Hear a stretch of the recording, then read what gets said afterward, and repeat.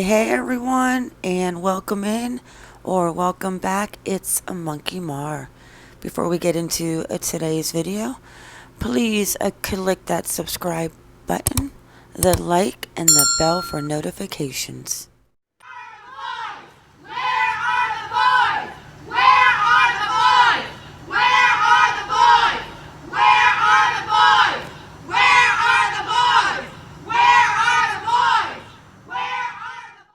I am going to get into an update regarding those two poor little charred bodies that were found near Tijuana in Mexico. I also want to touch on the adoptive parents' statement. Let's also touch on the body that was found yesterday in the Rosamond Desert. That's about 20 minutes from the boys. With that, guys, let's get into it. So this out of the Punto Norte webpage. And some of us already have heard who these poor little charred bodies are, but some of us have not maybe. But let me go ahead and just read this article. Confirmed, the charred bodies are of two children. Tijuana, after a necropsy was carried out on the two bodies burned and abandoned on a stream on one side of the... I'm not even going to try that one. Cuauhtémoc Sur Boulevard in Tijuana, it was confirmed that they are two children who were murdered.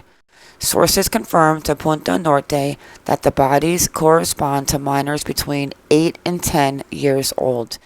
In addition, the bodies showed various signs of violence, such as blows with blunt objects. The victims are a boy and a girl who so far have not been identified, and their bodies have not been claimed. The cause of death determined by forensic medical examiners was suffocation.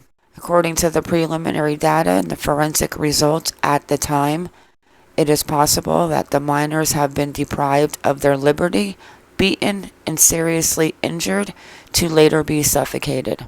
Now dead, the murderer deposited the children's bodies in a small dirt cannon between Cuauhtémoc Boulevard and Lerdo de Tejada and Guillermo Prieto streets in the Agaje de la Tuna neighborhood.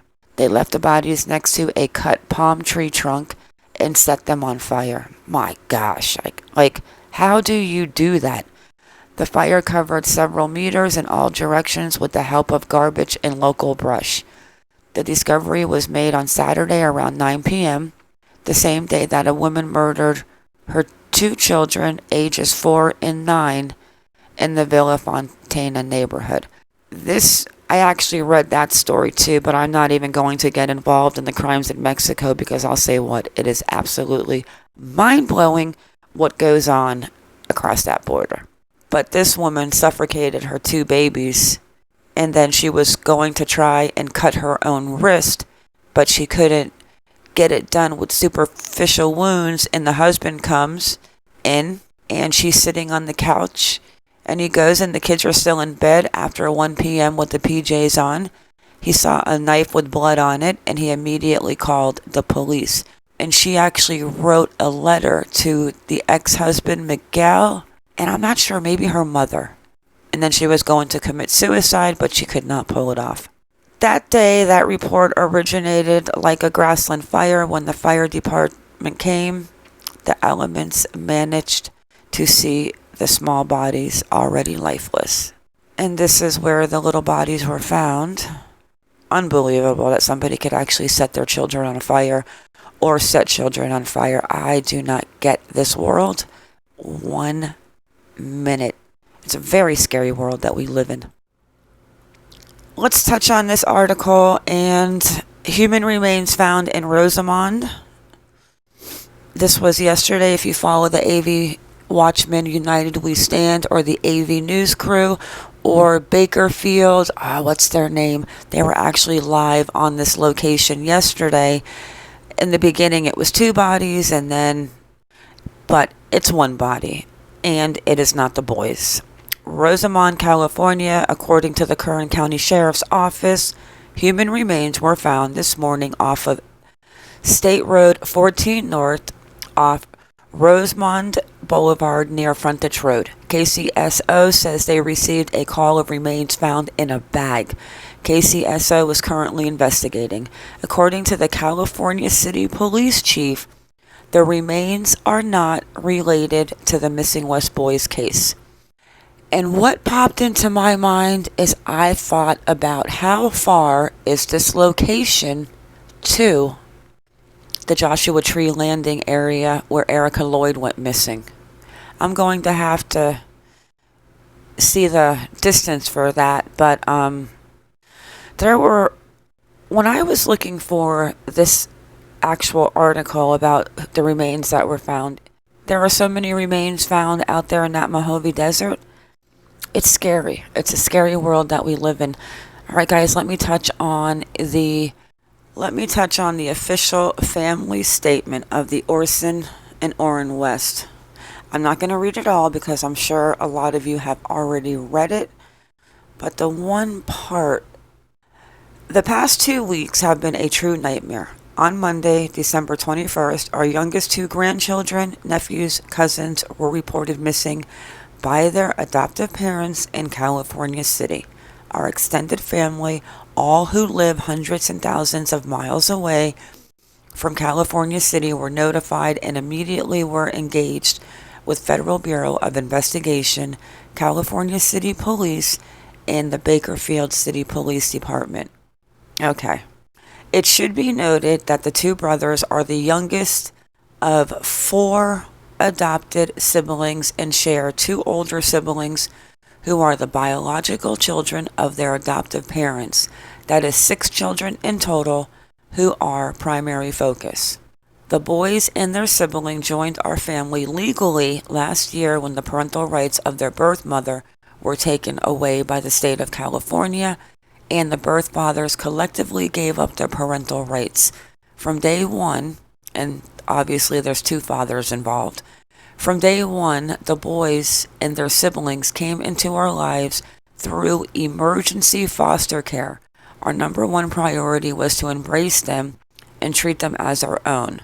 Sure you did. Here they say we will not disparage or bash the biological family of the boys, but it should be noted that they were placed into the system for various reasons and were adopted as a result. We are sure the pain and anger we feel is also felt by the biological family, and our hearts go out to them. That's just a weird statement. Yeah, I'm not buying these adopted parents at all. The West Watkins family. If you have any information that can lead to the location of Orrin or Orson and unpack what has happened, please contact the following agencies, and I will drop these numbers down below in the description. And I think that's all I wanted to touch on this. If they didn't know each other, how did the biological mom show up on the scene? Something about this whole thing does not make sense to me. Something is just completely off. And I hope soon we get answers to where these precious little boys have gone. Alright, I had to check real quick to see the distance from Joshua Tree National Park to the Frontage Road area in Rosamond where the body was found. So here is around the area where the body was found. And then it's a 2-hour and 38-minute drive, 165 miles down to Joshua Trees National Park, where Erica Lloyd went missing. It's definitely a distance. I'm not going to speculate, but for some reason I did think about Erica Lloyd when the remains were found in a bag. But then let me show you another article real quick, because there was a man that was found in the Mojave Desert. I think it was January 7th of this year. It could be the 8th, but it seems to me there's a lot of bodies out there, and that's pretty scary. Alright guys, that is all for this update. Alright guys, with that, it is a wrap. I want to thank you all for coming in. Thank you for watching. Please like or dislike, whichever you prefer, and subscribe. Everyone have a good day or a good night wherever you are in the world, and stay vigilant.